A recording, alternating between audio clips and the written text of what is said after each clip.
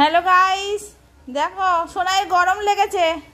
Sonai swimming পুলে চান করছে, উঠতেই চাইছে না। এত গরম পড়েছে, সে উঠতে চাইছে না। আমার দিকে তাকাও গাইসদের কিছু বলো।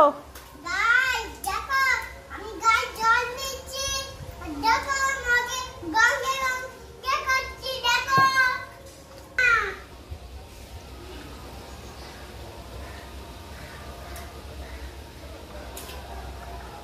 গরম পড়েছে, সোনাই স্নান করছে, উঠতেই চাইছে না।